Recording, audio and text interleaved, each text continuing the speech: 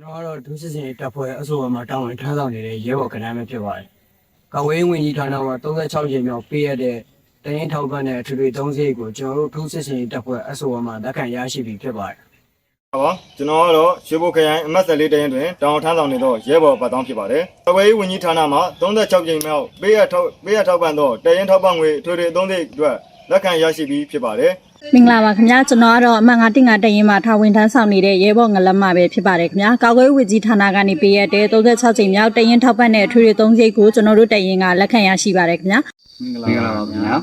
ကျွန်တော်တို့ကတော့ပြည်သူ့ကာကွယ်ရေးတပ်မတော်မန္တလေးတိုင်းစစ်ဌာနအမှတ်3ဒုတရင်မှာထာဝန်ထမ်းဆောင်နေကြတဲ့ရဲဘော်များဖြစ်ပါတယ်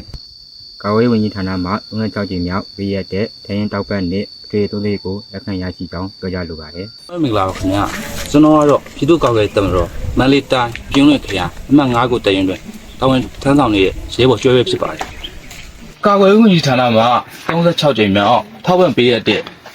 တရင်3စိတ်ငွေအား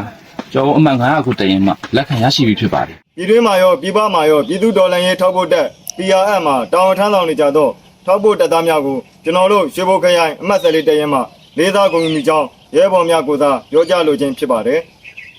စစ်တိုက်ဖို့တော့ကကျွန်တော်ပြည်ပြည်များမှာတာဝန်ဆက်လက်တာဝန်ယူပေးပါမယ်။စားနေရိတ်ကတော့ခင်ဗျားတို့ PRF ထောက်ဖို့တပ်သားများမှာဆက်လက်တာဝန်ယူပေးပါပန်းနိုင်ကိုရောက်လေပိုရရုံရလေးပါပဲနေဝင်ညာကိုကုဖြတ်ပြီးမှရောင်နေလာမဲ့နေသစ်ကိုရောက်ပြီဆိုတဲ့တိုင်းဒီအမောင်တို့ကိုကျွန်တော်တို့အတူတူအားပြည့်အင်ဂျင်နဲ့ရုံကြရအောင်လာပါငါတို့ရုံးမယ်